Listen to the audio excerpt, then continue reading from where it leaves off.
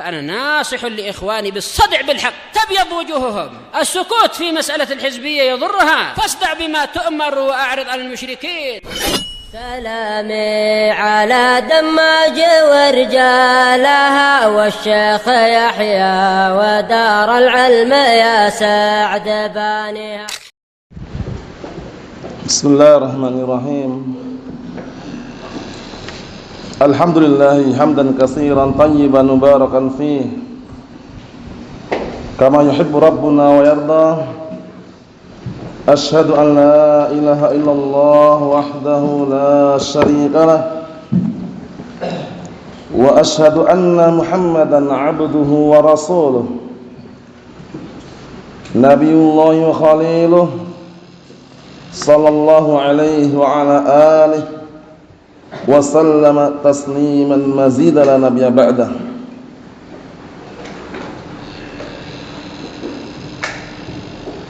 Ikhwani fid din, a'azzani wa a'azzakumullah jami'an wa barakallahu fikum. Kita lanjutkan bacaan berikutnya terhadap kitab Ushulus Sunnah Imam Abi Abdullah Ahmad ibn Hanbal Syaibani rahimahullah. Kata beliau, wa man laqiyahu kafiran 'adzabahu wa lam yaghfir lahu, atau wa lam yughfar lahu.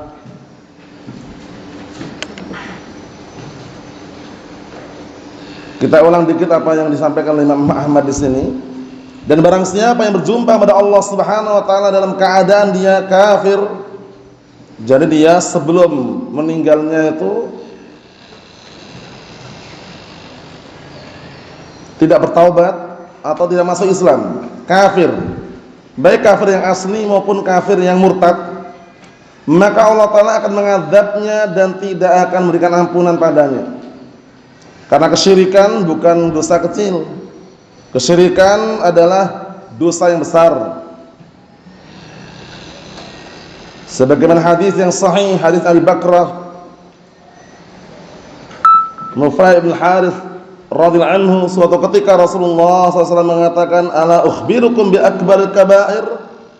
Qalu bala ya Rasulullah. Qala al-isyraku billah. Di antaranya, maukah kalian aku kabarkan dosa besar yang paling besar? Kemudian para sahabat mengatakan, tentunya Rasulullah. Akhirnya Rasulullah SAW mengatakan, al-isyraku billah. Dosa besar yang paling besar adalah berbuat syirik kepada Allah Subhanahu wa taala. Ancaman berikutnya, dalil mengenai tidak diampuni dosa syirik adalah perkataan Allah Subhanahu wa taala, innallaha la yaghfiru an yushraka bih wa yaghfiru ma duna dzalika liman yasha. Sesungguhnya Allah taala tidak mengampuni dosa-dosa syirik, dosa kesyirikan. Akan tetapi Allah telah mengampuni dosa selain kesyirikan bagi siapapun yang Allah taala kehendaki. Kemudian ancaman berikutnya, amalan seorang hamba hancur disebabkan karena kesyirikan, yaitu perkataan Allah Subhanahu wa taala, walau asyraku la habita anhum ma kanu ya'malun. Kalau seandainya mereka berbuat kesyirikan, niscaya akan hancur amalan yang dulu mereka kerjakan. Kemudian dalam ayat yang lainnya, la in asyrakta la yahbatanna 'amaluk wa la takunanna minal khasirin. Jika engkau berbuat kesyirikan, niscaya akan hancur amalanmu dan kelak engkau termasuk orang-orang yang rugi. Kemudian juga ancaman yang lainnya pada perkataan Allah Subhanahu wa taala, innahu may yusyrik billah faqad haramallahu 'alaihil jannah wa ma'wahun nar wa ma lidh-dhalimin min ansar.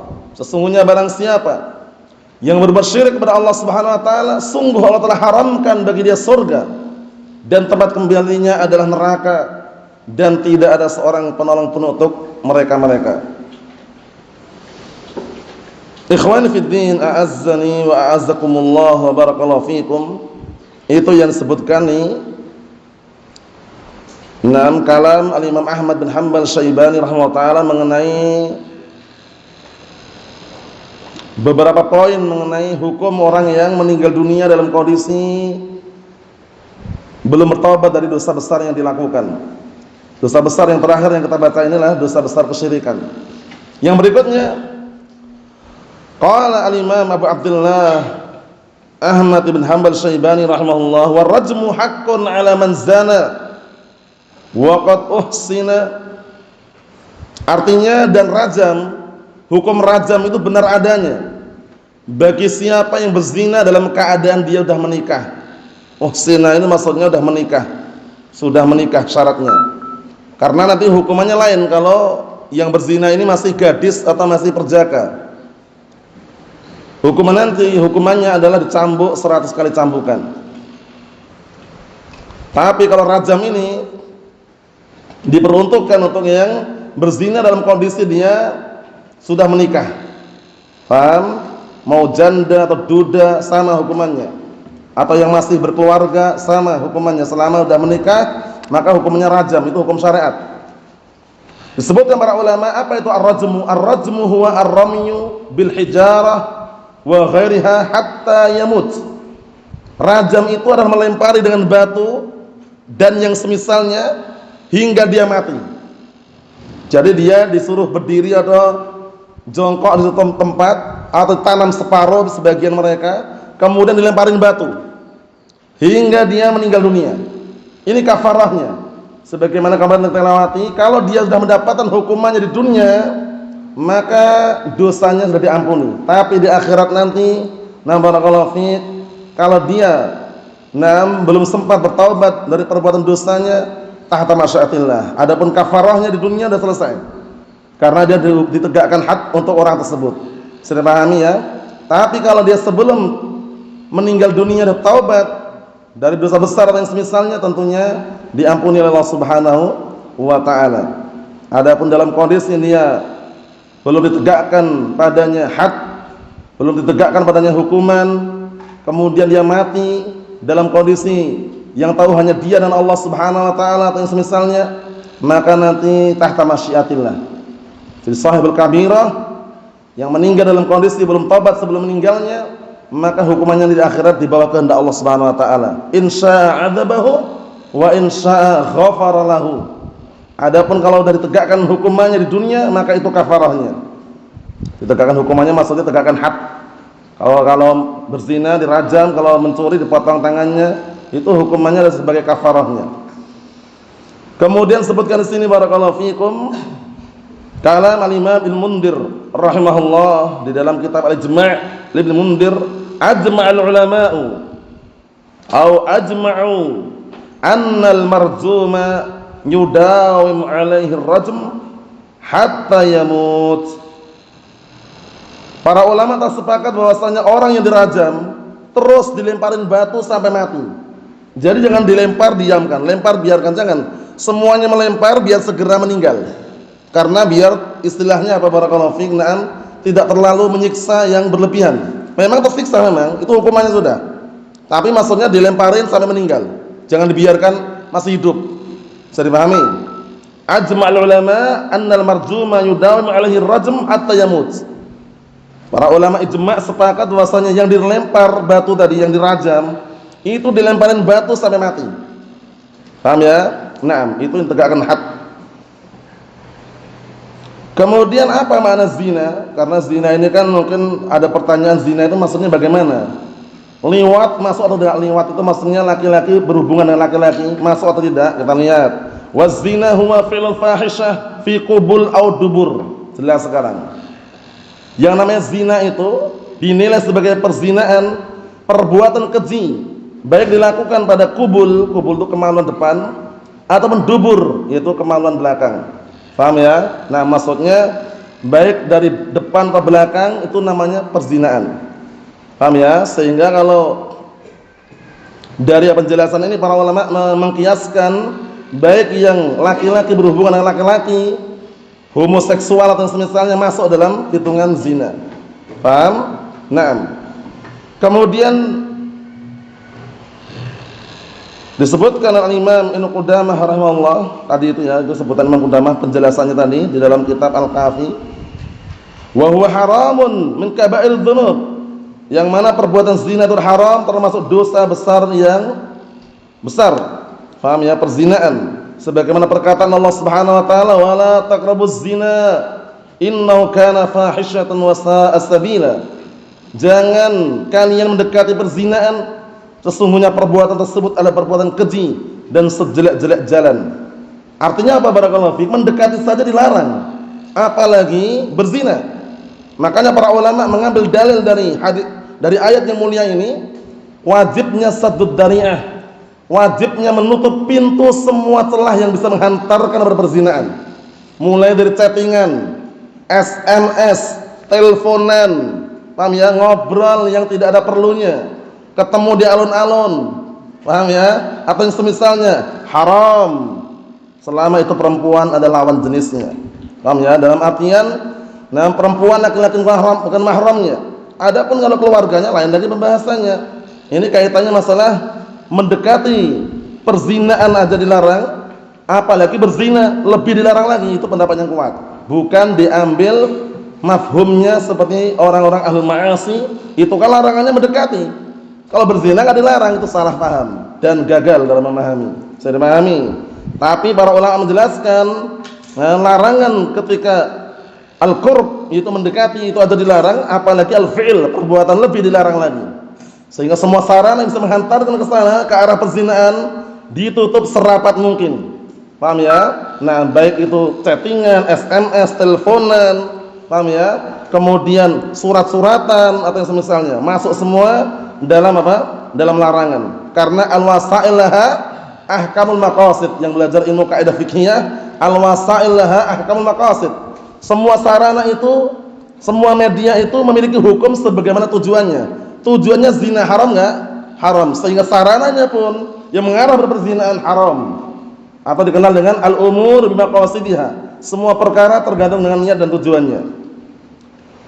Kemudian dalil yang lain adalah hadis Abdullah bin Mas'ud radhiyallahu anhu, muttafaqun alaih. Sa'altu an-nabiyya sallallahu alaihi wa ala alihi wasallam ayyudan bi a'zam indallah. Suatu ketika aku bertanya kepada Rasulullah SAW, dosa apa yang paling besar? Yang paling besar di sisi Allah Ta'ala? Qala antaja'ala lillahi niddan wa huwa khalaqaka. Antaja'ala lillahi niddan wa huwa khalaqaka.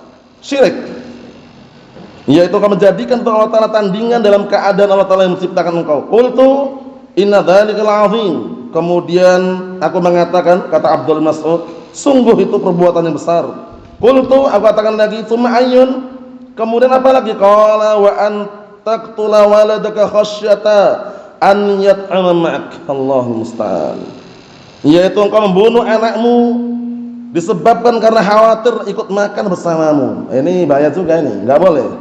Jangan sampai gara-gara punya anak yang banyak, khawatir nanti enggak bisa makan, dibunuh anaknya. Jangan. Atau kata mereka cukup dengan 2 anak katanya. Jangan mencukupkan 2 kalau masih memungkinkan lebih. Karena membatasi keturunan selama tidak ada udzur syar'i haram. Membatasi keturunan selama tidak ada udzur syar'i haram. Tapi menjaga jarak keturunan boleh. Paham bedanya? Menjaga jarak keturunan enggak masalah. Membatasi keturunan hanya 2 saja, cukup 2 katanya. Paham ya? Allahul musta'an. Padahal masih mampu lebih dari itu, jangan. Enggak usah khawatir tentang rezeki anak-anak kita dan kita sendiri. Nahnu narzuqukum wa iyyahum. Nahnu narzuquhum wa iyyakum. Semua jaminannya ada. Untuk kita ada, untuk mereka ada. Paham? Lihat ini, termasuk dosa besar di sisi Allah Ta'ala ada engkau membunuh anakmu karena khawatir anakmu ingin makan bersamamu. Khawatir nanti ikut makan. Khawatir miskin gitu ya. Yang ketiga ini syahidnya. Qultu sum'ai. Kemudian apa lagi? Qala antuzani halinata jarik. Kamu berzina dengan istri tetanggamu. Lafaz ini kelihatannya khusus tapi maknanya umum. Dalam artian berzina dengan siapapun haram. Tapi kalau berzina dengan istri tetangga lebih ditekankan lagi pengharamannya. Paham? Karena dengan tetangganya sendiri dia berzina dengan istri tetangganya. Allahul musta'an. Seharusnya menjaga kehormatannya, menjaga hak-haknya, tapi justru dia mengajak atau justru dia berzina dengan apa? Istri tetangganya. Tapi secara umum haram perzinaan. Mafhum, makanya para ulama sampai mengharamkan ijma' mengenai haram nikah mut'ah. Walaupun dulu sempat di awal permulaan diperbolehkan, tapi setelah itu diharamkan sampai hari kiamat. Karena nikah mut'ah itu sebenarnya praktek perzinaan. praktek perzinaan yang dibumbui dengan mahar sementara. Allahul musta'an. Seperti yang lakukan Syiah Rafidhah atau yang semisal mereka. Ikhwani fid din, a'azzani wa a'azzakumullah, barakallahu fikum. Kemudian berikutnya kata beliau, waqad uhsin idza tarafa. Caranya kapan dia dirajam? Kalau dia mengaku. Siapa yang punya wewenang untuk rajam ini? Rakyat sipil atau pemerintah? Pemerintah dan walil amr, pemimpin. Mereka yang punya wewenang untuk menghukum, bukan rakyat sipil. Adapun kita ini rakyat sipil, tidak punya wewenang. Jangan kita tangkap orang yang berzina, kita rajam sendiri, jangan. Serahkan kepada pihak ya, yang berwajib. Serahkan kepada walil amr, serahkan kepada pemimpin urusan mereka. Paham ya? Kalau secara hukum syariat dirajam. Kalau yang berzina sudah menikah. Kalau seandainya masih gadis, masih perjaka yang berzina, maka dicambuk 100 kali cambukan. Kita lihat di sini. Pertama ngaku, idza tarafa, ngaku orangnya. Ya fulan ana qadarullah wa masyafa'al kadza wa kadza misalkan. Naam, kemudian terjerumus dalam perkara yang ini, perkara maksiat gini-gini. Naam, intinya dia ngaku agar apa? Naam, ditegakkan had padanya dan dia mengaku berzina. Karena nanti hadisnya sahih ya mengenai hal tersebut ya. Jadi ngaku bahwasanya dia telah berzina. Itu baru tegakkan had. Kalau na'am barakallahu fiik, na'am benar-benar terbukti dan juga istilahnya na'am ada yang menegakkan hukum tersebut dari kalangan pemimpin dan pemerintah. Rakyat sipil hanya melaporkan saja. Tidak ada wewenang untuk menghukum secara langsung. Yang kedua, al-qamat 'alal bayyinah, atau ada tanda-tanda qarinah, ada saksinya. Saksi, ingat tidak boleh hanya 1, 2, 4 saksi. 4 saksi sebagaimana perkataan di dalam penjelasan para ulama atau sebelumnya, yaitu perkataan Allah SWT, walladzina yarmuna muhsanat tsumma lam ya'tu bi arba'il syuhada fajliduhum 80 jaldah. Dan orang-orang yang menuduh para wanita yang terhormat, orang-orang yang baik dituduh berzina, kemudian tidak bisa mendatangkan 4 saksi, cambuklah mereka 80 kali cambukan. Ini hukuman bagi orang yang nuduh tanpa bukti. Tapi kalau dia punya bukti 4 saksi, barakallahu fiik, maka dilaksanakan padanya, ditegakkan had oleh walil amr atau pemimpin. Qala al-Imam Nawawi rahimahullah, berkata Imam Nawawi rahimahullah, ajma'ul ulama'u ala wujubi jaldiz zani al-bikr mi'atan. Perhatikan Bapak ini, wa rajmil muhsan wa huwa sayyib. Para ulama ijma' sepakat wajibnya mencambuk penzina yang dia masih gadis atau perjaka, mi'atan 100 kali cambukan. Dan rajam bagi yang muhsan yang sudah menikah. Jadi dibedakan hukumannya ya. Ini secara syariat ini. Serta hukum Al-Qur'an dan Sunnah, kalau dia yang berzina itu sudah menikah, maka dirajam. Kalau masih gadis, atau masih perjaka, maka dicambuk 100 kali cambukan. Ajma'ul ulama'u ala wujubi jaldiz zani al-bikr mi'atan wa rajmil muhsan wa huwa sayyib. Walaupun janda misalkan atau duda kan sudah pernah menikah, tetap sama hukumnya. Paham ya? Nah. Kemudian dinukilkan juga kalam al-Imam tadi di dalam syarah Sahih Muslim ya, Imam Nawawi. Qala al-Imam Ibnu Qudamah rahimahullah, ar-rajmu wajibun 'ala zanil muhsan. Rajam itu wajib atas penzina yang sudah menikah. Rajulan kana imra'atan, baik laki-laki maupun wanita. Wa hadza qaulu 'ammati ahli ilm minas sahabah wat tabi'in wa man ba'dahum, masyaallah. Kata beliau, dan ini pendapat mayoritas ahli ilm dari kalangan sahabat dan tabi'in dan orang-orang setelah mereka. Bisa dipahami insyaallah ya? Naam. Jadi posisinya pastikan bisa mendatangkan 4 saksi kalau dia misalkan sebagai saksi, sebagai istilahnya penuduh atau sebagai orang yang menyaksikan bahwasanya si fulan berzina, datangkan 4 saksi. Kalau tidak mampu mendatangkan, maka justru kena cambukan tadi. 80 kali cambukan. An yashhad 'ala zani 4 syuhada minal muslimin al-ahrar al-udul. Jadi yang bersaksi ini bukan orang sembarang orang juga, orang yang terpercaya, orang yang memang bukan bermusuhan dengan yang ingin dilaporkan, tapi posisinya benar-benar orang ini orang yang adil. Paham ya? Menyaksikan apa yang disaksikan 4 orang saksi. Kalau yang pertama tadi dia nggak perlu saksi, dia ngaku sendiri. Ngaku sendiri yang pertama tadi. Ya fulan, kami berzina. Ngaku dia. Nah, kalau ngaku selesai sudah, karena nggak perlu saksi lagi, dia ngaku. Paham ya? Kalau yang kedua ini au qamat ali bayyinah, atau tegak padanya bayyinah, benar-benar ada bukti. Kalau ingin barakallahu fikum jadi saksi, 4 orang saksi tadi. Mafhum? Waqad rajama Rasulullah sallallahu alaihi wasallam, waqad rajamatil a'immatur rasyidun. Dan sungguh Rasulullah SAW juga pernah merajam, dan juga para a'immatur rasyidun, para khulafa rasyidun, mereka juga pernah merajam. Ikhwan fid din, a'azzani wa a'azzakumullah wa barakallahu fikum. Jadi 2 cara tadi bagus sekali. Yang pertama ngaku sendiri, kedua dengan apa? Ditegakkan padanya bukti, yaitu dengan 4 orang saksi. Kalau yang menuduh ini, yang mengatakan si fulan berzina, tidak mampu mendatangkan 4 orang saksi, maka dicambuk berapa? 80 kali cambukan. Berkata Imam Ibnu Mundhir rahimahullah, wa ajma'u ala anna syahadah ala zina arba'ah. Dan para ulama sepakat, wa ajma'u ala anna syahadata ala zina arba'ah. Para ulama sepakat bahwasanya saksi untuk orang yang berzina, saksinya 4. La yuqbal aqal minhum, enggak diterima kurang dari 4. La yuqbal aqal minhum, enggak diterima kurang dari 4. Ya, pastikan siapkan 4 orang dan ada buktinya. Paham ya? Naam. Karena kalau tidak ada, justru kena ancaman apa? Cambuk tadi. 80 kali cambukan. Ikhwan fid din, a'azzani wa a'azzakumullah wa barakallahu fikum. Kemudian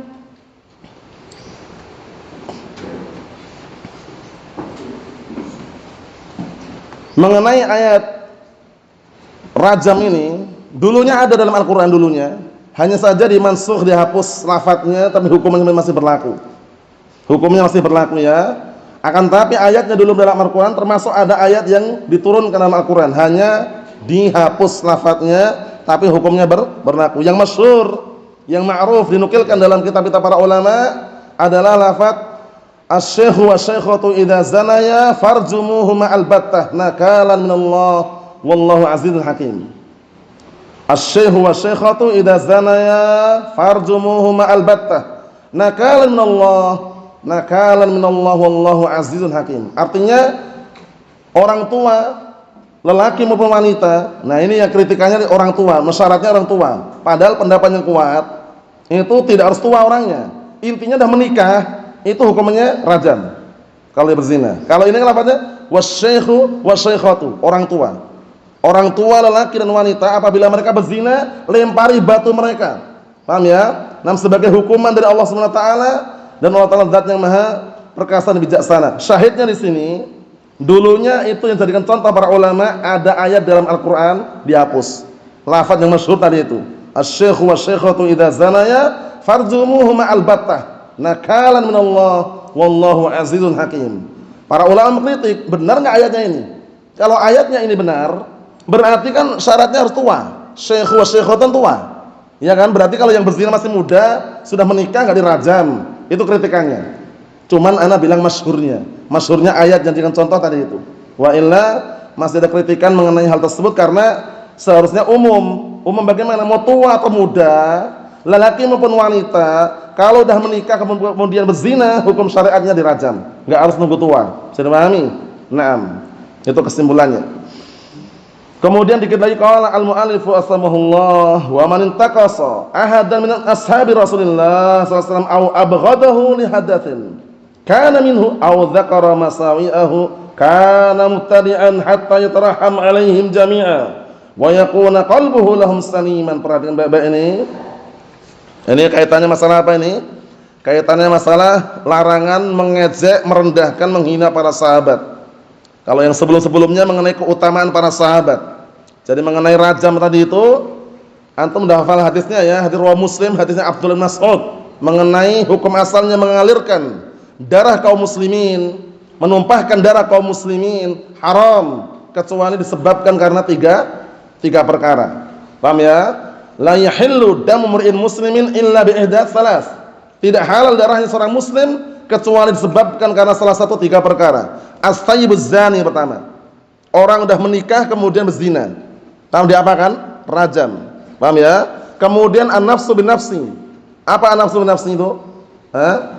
Qisas, diqisas, jiwa dibalas dengan jiwa. Yang ketiga at-tariqu lidinihi al-mufariqul jamaah, orang yang murtad, meninggalkan agamanya dan memisahkan diri dari jamaatul muslimin murtad. Tiga inilah yang diperbolehkan untuk dialirkan darahnya. Bisa dipahami, hukum asalnya haram. Paham ya? Haram membunuh kaum muslimin atau mengalirkan darah kaum muslimin. Kemudian berikutnya, dan barang siapa yang merendahkan dan menghina salah satu dari kalangan sahabat Rasulullah SAW atau membencinya dikarenakan suatu kejadian yang muncul dari sahabat atau menyebutkan kejelekan-kejelekan para sahabat, maka orangnya mubtadi'. Lihat, hati-hati. Sedikit pun jangan pernah mengejek merendahkan para sahabat. Memang kalau antum perhatikan dalam kisah-kisah yang ada, para sahabat pernah perang memang di antara sahabat sendiri. Kejadian perang apa? Perang Siffin. Perang Siffin antara kubunya Muawiyah bin Abi Sufyan dengan kubunya Ali bin Abi Thalib. Para sahabat juga. Itu jangan sampai membuat kita mengejek, wah ini Muawiyah ini jahat sekali, dia seharusnya itu tidak memerangi Ali bin Abi Thalib, akhir mengejek, merendahkan, jangan, enggak boleh. Mereka terjadi peperangan tersebut karena ijtihad. Sehingga kalau seandainya mereka benar dapat 2 ijtihad. Walaupun para ulama menjelaskan waktu itu yang benar ijtihadnya Ali bin Abi Thalib radhiyallahu anhu. Paham? Itu pun tidak boleh mengejek, mencaci maki Muawiyah bin Abi Sufyan.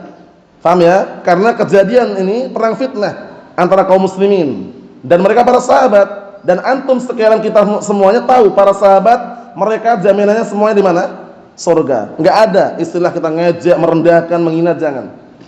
Syiah Rafidhah tidak peduli mereka. Muawiyah ini jahat.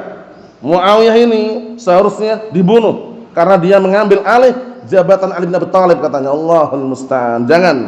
Karena mencaci maki para sahabat ancamannya laknat. Man sabba ashabi fa'alaihi la'natullah wal malaikah wan nasi ajma'in.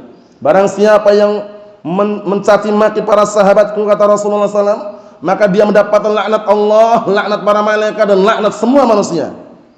Kemudian dalam hadis yang lainnya, la tasubbu ashabi, kalian jangan mencaci maki para sahabatku, walladzi nafsi biyadih, demi zat yang jiwaku berada tangannya.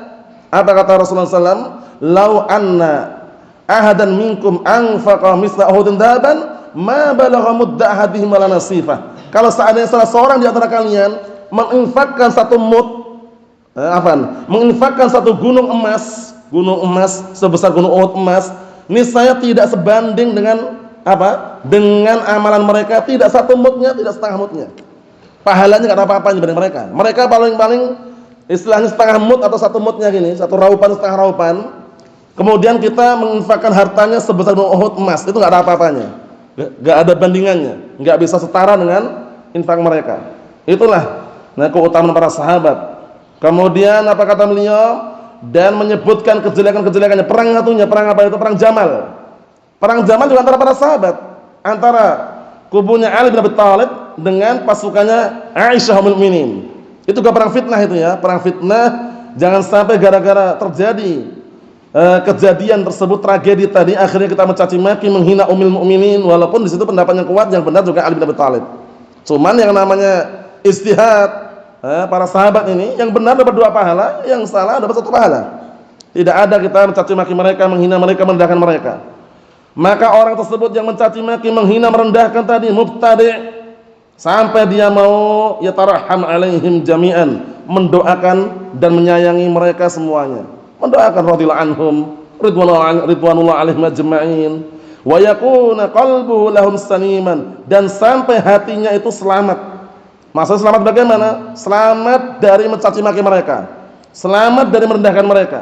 Paham ya? Itu baru dikatakan tidak mubtadi'. Tapi kalau dia mencaci maki, menghina, merendahkan dan bahkan mengejek-ejek para sahabat, maka mereka dihukumi oleh beliau mubtadi' dhal. Paham ya? Allahul musta'an.